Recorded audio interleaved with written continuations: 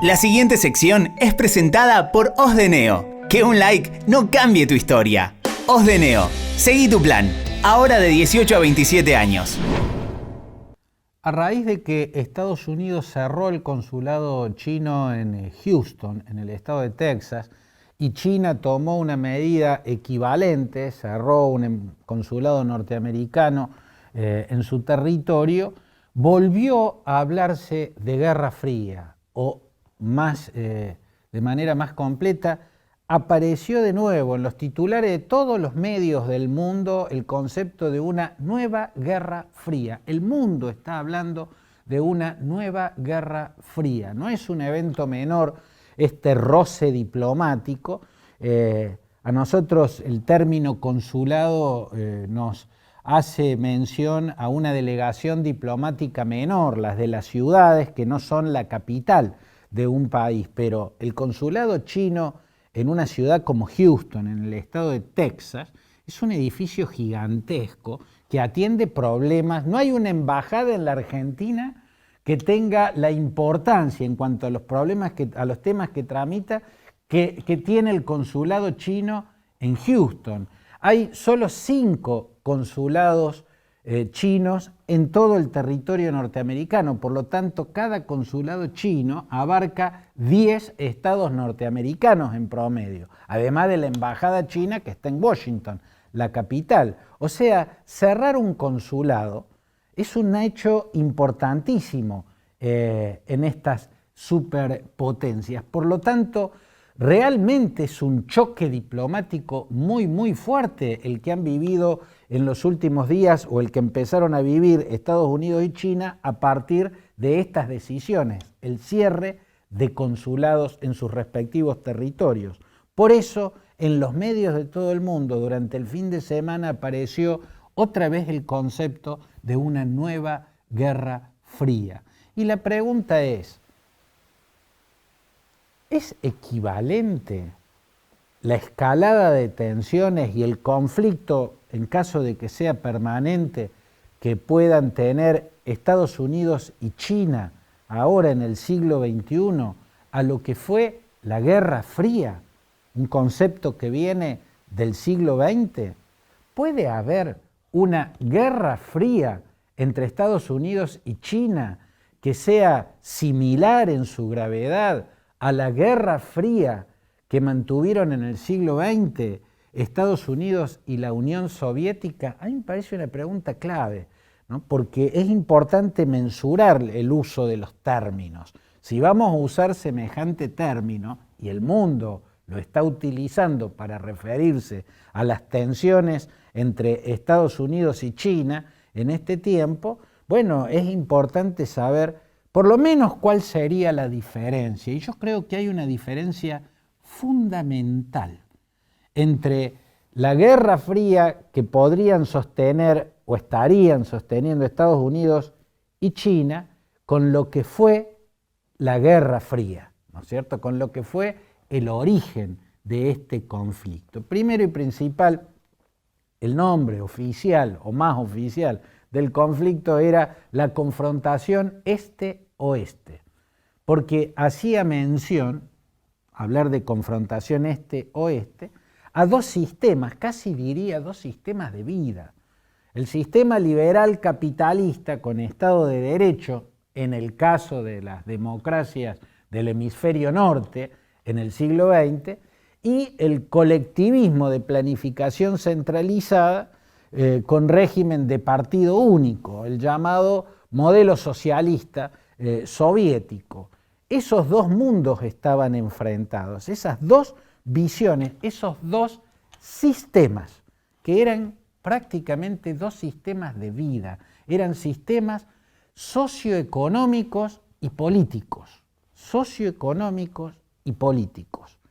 ¿no? La confrontación este-oeste, la confrontación entre dos sistemas socioeconómicos y políticos, marcó la segunda mitad del siglo XX, y el rasgo fundamental, y por eso se llamó Guerra Fría, es que se daba la competencia, sobre todo en términos militares, porque era un conflicto a todo o nada. ¿Qué quiere decir esto? El ganar ese conflicto consistía en destruir absolutamente al otro sistema, ¿no? El sistema que ganara es porque habría destruido totalmente al otro sistema político. Si ganaba la órbita soviética es porque entonces había detonado, se había destruido totalmente el sistema liberal capitalista con Estado de Derecho, que era lo que caracterizaba a las democracias desarrolladas del hemisferio norte en el siglo XX, en Occidente. Y si ganaba Occidente, como finalmente ocurrió, implicaba porque habría implosionado, se habría destruido totalmente el sistema socioeconómico y político de la contraparte, o sea, de la órbita soviética, que eso fue finalmente lo que pasó. Desapareció la Unión Soviética y desapareció el modelo económico, que era el colectivismo de planificación centralizada, y también el régimen de partido único. En lo político no cambió tanto, no tan profundamente como debió haber cambiado, pero claramente está que en la Guerra Fría, que no podía pasar a ser una guerra real, una guerra caliente, porque si se enfrentaban las dos superpotencias enfrentadas, se destruían. Era un duelo en el que nadie podía salir vivo. Y esa característica, que se conoció como la doctrina de la destrucción mutua asegurada, es la que impidió que el duelo se efectivizara, o sea, que las potencias en duelo gatillaran la una contra la otra. No había forma de que una sobreviviera. La que ganaba hubiera sido también absolutamente destruida. Por eso la guerra se mantuvo fría, nunca llegó a ser real, se mantuvo fría. En esos términos no puede darse hoy por hoy este conflicto entre Estados Unidos y China. La gran diferencia es que el modelo occidental, liberal, capitalista, con Estado de Derecho, de las democracias desarrolladas del norte de Occidente, y el modelo comunista o socialista soviético eran antitéticos. Uno era la antítesis de la otra, ¿no? Por lo tanto, para ellos confrontar era buscar la destrucción total del otro. Por el contrario, el sistema socioeconómico chino y el norteamericano no son antitéticos, incluso son complementarios. La doctrina de la destrucción mutua asegurada, que en el siglo XX se daba porque los arsenales concentrados por ambas superpotencias eran tan grandes que de estallar una guerra se autodestruían los dos, o sea, se destruían mutuamente, no había forma de salir vivos. En este caso, la interrelación económica y tecnológica entre los dos titanes enfrentados es una interrelación tan grande que termina siendo de complementariedad. Por lo tanto, la destrucción mutua asegurada, que en el siglo XX estaba en lo militar, ahora está en lo económico y en lo tecnológico. Quiere decir que esta es una confrontación en la cual no buscan destruirse totalmente, porque si uno destruye totalmente al otro, se daña inmensamente a sí mismo. Si se desintegrara totalmente el sistema económico tecnológico chino, Estados Unidos sentiría ese golpe de una manera devastadora en su propia economía y viceversa. La Unión Soviética y las potencias occidentales eran antitéticas. China, la actual China, y Estados Unidos, el actual Estados Unidos, son complementarios. Por lo tanto, no pueden autodestruirse. En el siglo XX se peleaba por la destrucción total del otro. En el siglo XXI solo se compite para ver quién queda en el liderazgo y relega al otro al segundo lugar. Nada más que eso. A ver quién es el líder hegemónico de la economía y la producción tecnológica a nivel mundial, relegando al otro al segundo puesto. No lo puede destruir, porque si lo destruye, también se está destruyendo a sí mismo. Esta es la diferencia fundamental. Después hay muchos otros aspectos que son interesantes, ¿no? Lo que sí es ver, con esto, no queremos quitarle intensidad o quitarle gravedad a esta confrontación. Esta confrontación que empieza con la llamada guerra comercial en el 2018 y que se dio en el terreno de los aranceles, en el terreno de la tecnología 5G, en el terreno del espionaje empresarial y tecnológico, debía terminarse o debió haber terminado con un pacto que se firmó el 16 de enero, un gran acuerdo entre el gobierno de Donald Trump y el régimen que encabeza Xi Jinping.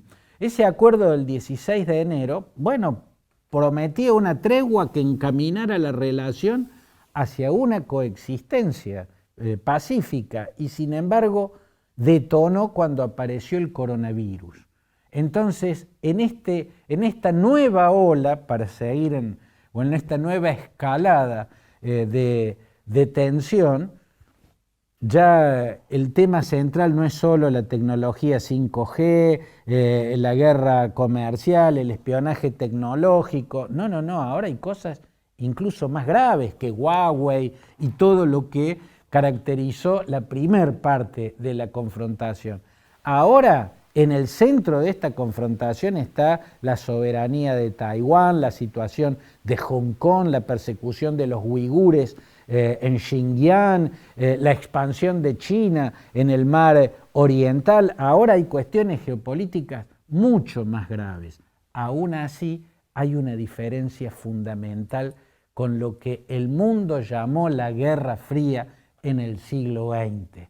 ¿No? Y a esa diferencia fundamental que hemos explicado, me parece que es muy importante tenerla en cuenta y que explica otras paradojas, ¿no? El hecho de que Donald Trump, que es quien lanzó y quien abrió el fuego en la guerra comercial contra China, según el libro de John Bolton, o según cuenta John Bolton en su libro, el ex consejero de Seguridad Nacional de Donald Trump, dos veces le pidió a Xi Jinping, al líder chino, que lo ayudara a ganar la reelección ahora en las presidenciales de noviembre, haciendo grandes importaciones de cereales norteamericanos. Le explicaba que eso lo iba a ayudar a ganar las elecciones contra Joe Biden. Le pide al peor enemigo que le dé semejante mano, ¿no? Y además hay otra cosa.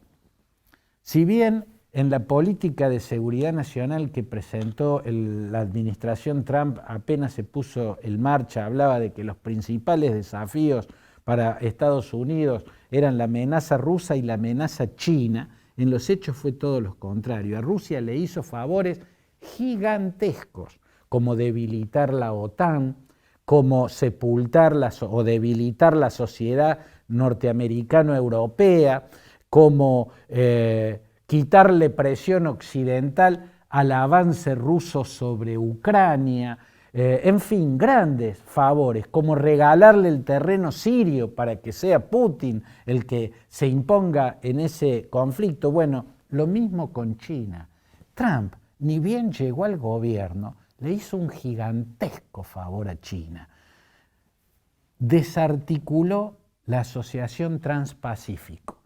Barack Obama había creado un plan y lo estaba poniendo en marcha. Se llamaba Asociación Transpacífico, una gigantesca área de libre comercio entre las potencias del Pacífico que aislaban económicamente a China.